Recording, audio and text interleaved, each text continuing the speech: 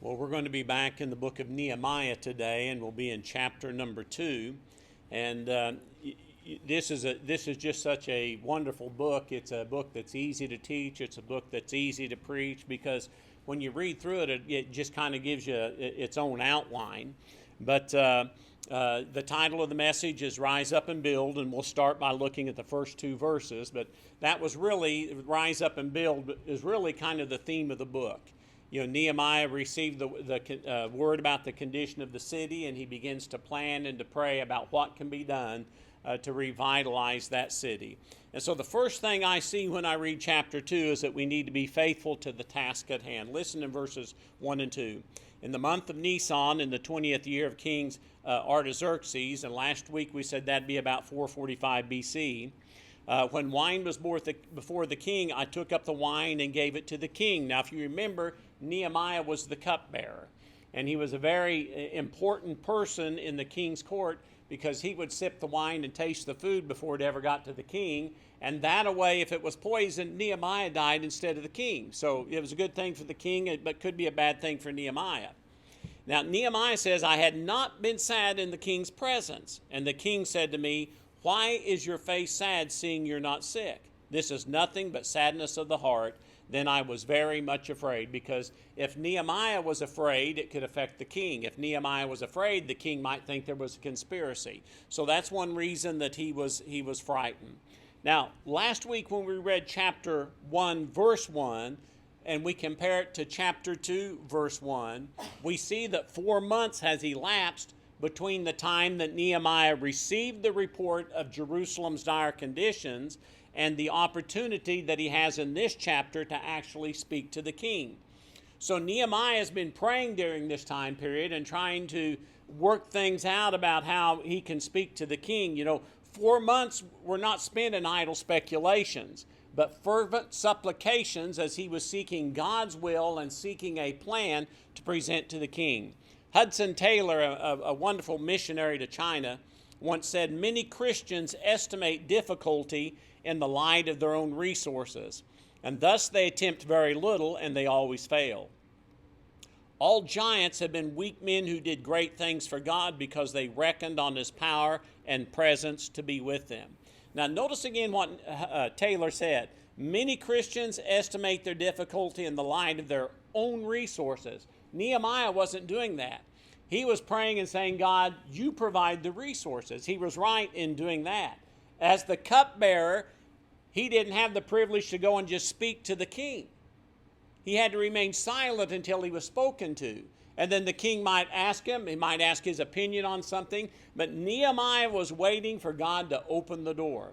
Andrew Murray, a giant when it came to prayer, once said, faith expects from God what is beyond all expectation. And that's what Nehemiah was doing. Nobody else had unless you go back to Ezra, nobody else had really had the mindset that we can do something about Jerusalem. But Nehemiah did. He had faith in God and believed God would work, and his expectations were beyond anything else anybody else was thinking. In verse number 3, I see that genuine compassion moves us and others. Now, I want to tell you, it's pretty easy to identify a sham and a scam when somebody is feigning compassion or feigning concern. Nehemiah's compassion was real. In verse 3 it says, I said to the king, let the king live forever. Why should not my face be sad? That shows his compassion. He had heard something about the condition of Jerusalem. He was moved with compassion. It was showing on him physically. He said, why shouldn't my face be sad when the city, the place of my father's graves, lies in ruin and its gates have been destroyed by fire? God wants us to be a people of compassion.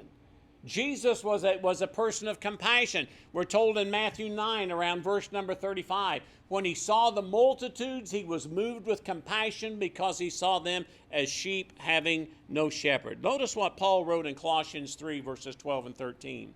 As God's chosen people, holy and dear beloved, now get it here, clothe yourselves with compassion. You know, football season is going to be here before very long. And you're going to see people dressed up, at these Chiefs games. They're going to be dressed in red. They're going to have all sorts of costumes on. They're going to be screaming and yelling at the top of their lungs, and they're going to be hoarse for the rest of the week and really making fools of themselves sometimes. But that's not the clothing we ought to wear. We ought to be decked out, and we ought to be clothed with compassion. And Paul went on to say also with kindness, humility, gentleness, and patience. Bear with each other and forgive one another. If any of you has a grievance against someone, forgive as the Lord has forgiven you. But Nehemiah was moved with genuine compassion, and that ought to be one of our characteristics as well. Something else I see in the book is that we should sow the seeds of prayer. Notice in verse 4, the king said to me, what are you requesting? And it says, so I prayed to the God of heaven. Now, I don't think that was an audible prayer that the king was hearing, but I think that was just a middle short prayer that God, what should I say to the king? And I don't know about you, but I pray that way all the time. I pray when I'm going down the road, but I don't do it with my eyes shut. It may look that way when I'm driving. I don't know. But I do say little mental prayers.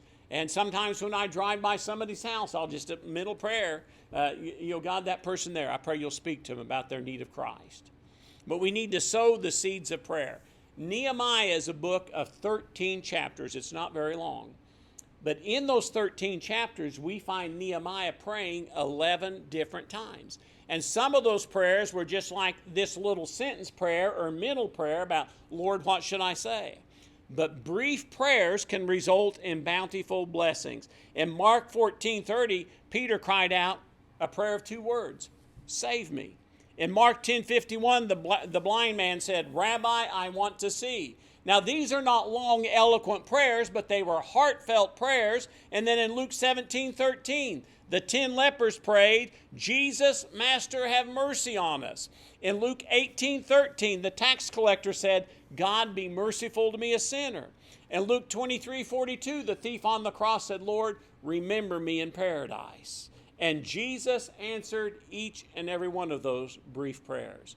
This brings us to the theme of 1 Thessalonians 5:17, that we're to pray without ceasing. And in this book, Nehemiah seems to be a man who prayed quite frequently.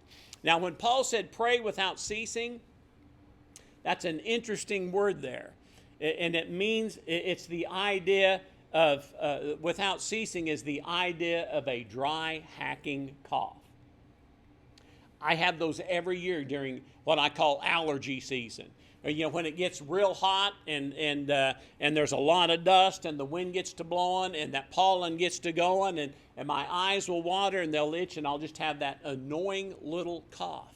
But that's the idea of praying without ceasing. It's that tickle in our spiritual nature that drives us to our knees in prayer to God. We can't really pray 365 days of a year, 24 hours. We got to sleep sometime. But we ought to have that attitude of prayer. Let me tell you a story. Years ago, the captain of a steamer was trying to find his way through a very thick fog. His eyes were straining to see through the thickness of the gray cloud before him, and he felt a little tap on his shoulder. And he looked around, and there was this old man staying there.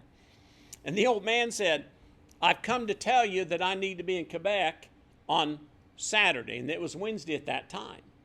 And the captain said, it's impossible with the weather. We cannot make it to Quebec in that length of time. And the old man said, well, very well, Captain. If your ship won't take me, God will find some other means to take me. I've never broken an engagement in 57 years. And the captain said, well, sir, he said, I would help you if I can, but, I have no control over the fog. And the old man said, well, let's go down to the chart room and pray. And the captain, he didn't want to, but he said, okay, I'll go down to the chart room and I'll pray. And the old man knelt and he said, oh, Lord, if it's consistent with thy will, please remove this fog in 5 minutes.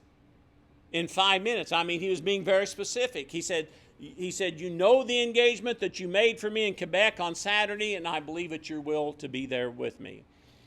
Captain, the old man said, I've known my Lord for 57 years, and there's never been a single day that he did not give me an audience. He said, Captain, open the door, the fog will be gone. And the captain thought the old man was crazy, but he opened the door and the fog was gone. That old man was George Mueller. And he is a man of very powerful prayers. He supported an orphanage just through his praying. And it was just a little prayer. It wasn't some eloquent, 5-page long prayer, but it was a man who expressed his faith and asked God to work in his life and remove the fog, and he did it. Then in verse 6 of our text, just 3 words, know the time. The king said to me, and the queen was sitting beside him, how long will you be gone, and when will you return? Now, Nehemiah had been praying, for 4 months now. And he was trying to figure out exactly what needed to be done. He had heard the plight of Jerusalem. He didn't immediately run into the king's court and say, King, do something, and I need this, and I need that. No, he'd spent 4 months praying, and so he had an answer to the king's question. But 4 months seems like a long time if you're praying and you're waiting, but a long time is exactly how God answers some prayers. Noah was assigned the task of building a project that lasted for well over 100 years. Abraham waited 25 years for a promised baby son. Joseph spent 13 years in slavery because of his jealous brothers. David spent at least 11 years on the run trying to keep jealous King Saul from killing him. Nehemiah used those 4 months very wisely in praying. And in Psalm 33:11 it says, the counsel of the Lord stands forever, the plans of his heart to all generations. And God already had a plan to rebuild the walls of Jerusalem and to work on the city before Nehemiah was even aware of what the condition was. And God was preparing Nehemiah to go before the king to accomplish his will. Something else I see in this book, in this chapter, verses 7 through 10, is we need to know the pecking order. Nehemiah says, I said to the king, if it pleases the king, let letters be given to me. Now, these were letters of authorization. Once in a while, I would, when I was in the military, I would be given orders that spelled out exactly what I was supposed to do and who I was supposed to contact and what I was supposed to receive from a certain person at a certain time. And I carried those with me, and I said, hey, the captain says we need to do this. And so things went very smoothly. So Nehemiah says, give me some letters of authorization, and I want letters to the governors of the province beyond the river, and that would be in language for beyond the Euphrates, that they may let me pass through until I come to Judah, and a letter to Asaph, the keeper of the king's forest, that he may give me timber to make the beams for the gates of the city and for the house that I shall occupy. And the king granted me what I was asked, for the good hand of my God was upon me. Nehemiah knew he couldn't just go in as a cupbearer and say, hey, guys, let's do this and let's do that, and you give me this and you give me that. He realized that he had to have some authority, that he was speaking on the authority of the king. So Nehemiah said, I came to the governors of the province beyond the river and gave them the king's letters. Now the king had sent with me officers of the army and horsemen, but when Sanballat and the Horonite and Tobiah the Ammonite servant heard this, it displeased them greatly that someone had come to seek the welfare of the people of Israel. Let me pause here to say this. It still upsets people in that region of the world when somebody wants to do something good for Israel and to God's chosen people. But Nehemiah was committed to the task. He didn't care about Sanballat. He didn't care about Tobiah. He was wanting to do God's will. He knew who he needed to connect with to get the plans done. And Proverbs 16:3 says, commit your work to the Lord and your plans will be established. Nehemiah realized this wasn't his work, it was God's work. And as long as he gave God time and room to work, everything would be answered, the prayers would be answered, and he would be successful. Then in verses 11 through 17, we need to evaluate and coordinate. So I went to Jerusalem and was there 3 days.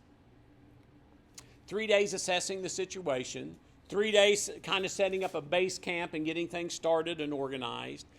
Then I arose in the night, I and a few men with me, and I would imagine those were some of the military men that had been sent with me, and some of his trusted advisors, and I told no one what my God had put into my heart to do for Jerusalem. Now this lack of revealing why he was there probably created some curiosity. People were wanting to know what was happening. There was no animal with me but the one on which I rode. I went out by night by the valley gate to the dragon spring and to the dung gate, and I inspected the walls of Jerusalem that were broken down and its gates that had been destroyed by fire. Then I went on to the fountain gate and to the king's pool, but there was no room for the animal that was under me to pass. Too much trash, too much garbage. There was no city gate, it had been burnt. The walls had been broken down. They were open to enemy invasion at any moment. Then I went up in the night by the valley and inspected the wall, and I turned back and entered by the valley gate and returned. And the officials did not know where I had gone or what I was doing, and I had not yet told the Jews, the priests, the nobles, the officials, and the rest who were to do the work. Then I said to them, you see the trouble that we're in, how Jerusalem lies in ruins, its gates burned. Come, let us build the wall of Jerusalem, that we may no longer suffer derision. When I read this passage of Scripture, I'm reminded of something that Corrie ten Boom once said. Faith sees the invisible, believes the unbelievable, and receives the impossible. And as Nehemiah was going through that city, he was seeing what nobody else could see. He was surveying the city. He was seeing the invisible. He was believing what others thought was impossible because he knew the good hand of God was upon him. Proverbs 21:5 says, the plans of the diligent lead to profit as surely as haste leads to poverty. Let me give you that, state it this way. Good planning and hard work lead to prosperity, but hasty shortcuts lead to poverty. Nehemiah had worked diligently by praying, by planning, setting the orders out, and knowing exactly what he was going to do when he got there. He was most likely, he went out by night and just took a few trusted people because he didn't know the lay of the city, because he was uncertain of who he could trust in the city, and he had a clear plan of action. And by revealing that prevented confusion, and people could go out and build with confidence and get the work done. I mean, this guy was a cupbearer, not a civil engineer. So he had to do some things to build confidence in the people. And he said, come, let us build the wall of Jerusalem that we may no longer suffer derision. Now I want you to look at just that statement. Notice the proposition. It was come. A simple word, come. He was inviting them to come and be involved in what was happening. And then the people, let us. And Nehemiah was saying, I can't do it myself. Let us come together. And the program was to build the wall. And the purpose was that we may no longer suffer derision. Then in verse 18, I see that we should take time to testify of God's goodness. Nehemiah's gathering all these people. He's firing them up. And he said, I told them of the hand of my God that had been upon me for good. And also the words that the king had spoken to me. And they said, let us rise up and build. So they strengthened their hands for the good work. In Hebrews 10:24 and 25, it says, let us consider how we may spur one another on toward love and to good deeds. And that's what Nehemiah was doing. He was spurring them on. He was urging them on. He was encouraging them. He was trying to motivate them to do the work, to work together for the glory of God and for their own good. In Acts 20:24, Paul said, my only aim is to finish the race and complete the task that the Lord Jesus has given me. And here's what it is.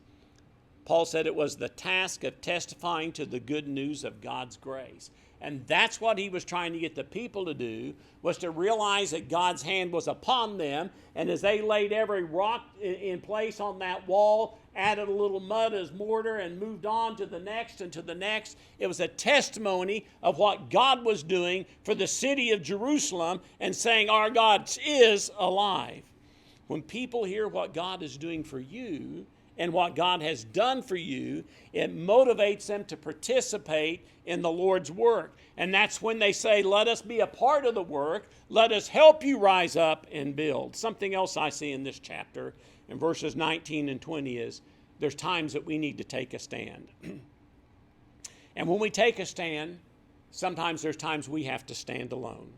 But when Sanballat the Horonite and Tobiah the Ammonite servant and Geshem and the Arab heard of it, They jeered at us and despised us and said, "What is this thing that you're doing?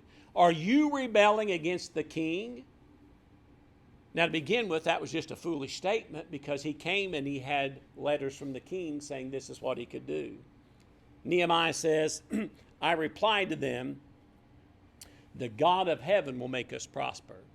Not our ingenuity, not our work, but the God of heaven will make us profit, and we, his servants, will arise and build." And here's where he took a stand.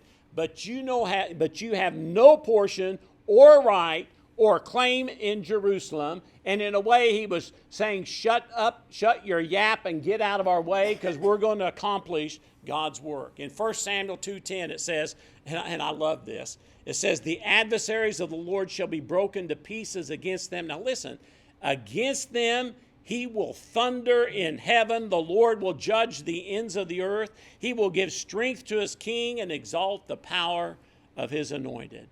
God will thunder in heaven. You think about that next time we go through an old thunderstorm. God is alive, God is at work, and he will thunder for us, and he will accomplish his will. The God of heaven will make us prosper. His servants will arise and build, but you have no portion or claim in Jerusalem. We need to rise up and build. And here's what happens when we come together to do that. Number one is we magnify the Lord together. Psalm 34:3. "Oh, magnify the Lord with me, and let us exalt his name together." Second thing it does is it creates a joy and brings God glory. Psalm 95:1. "Oh, come, let us sing to the Lord. Let us shout joyfully to the rock of our salvation." And I believe in spite of all the hardships that they faced, there was an underlying sense of joy that motivated the people. Something else that when we come together and talk about God's goodness is there's a spirit of thanksgiving. Psalm 95:2. "Let us come before his presence with thanksgiving. Let us shout joyfully to him with songs. Let us worship and bow down. Let us kneel before the God of our Maker." And when we come together like this, we build one another up. Romans 14:19. "Let us pursue the things that make for peace, and the things which allow us to edify one another," build one another up. And I'm going to close with this one, number 5. It lets us come together in faith and love, and it boosts the hope that we have in God. 1 Thessalonians 5:8. "Since we belong to the day," that's a contrast by the workers of the day and the light in contrast to what goes on in the darkness. "Since we belong to the day, let us be sober, having put on the breastplate of faith and love, and for a helmet the hope of salvation." When we come together and we talk about what God is doing in our lives, like Nehemiah was doing, and the people were saying, "Let us rise up and build," it bolsters our hope. Because we're seeing how God works in the lives of one another, and we're looking forward to that joyous day when Jesus will come again. And then we have the hope of salvation. Would you bow with me in prayer? Well, Father, as we come now, it's my prayer, Lord, that you might be with each and every one of us, that you might draw us closer to you. Father, that we'll realize that you gives us is a work for each and every one of us to participate in. And Father, that may we rise up and build together, Lord, that we might bolster the hope of one another. And we'll thank you for it in Jesus' name. I'm going to invite you to stand with me as we get ready to sing a song of invitation. I invite you to come.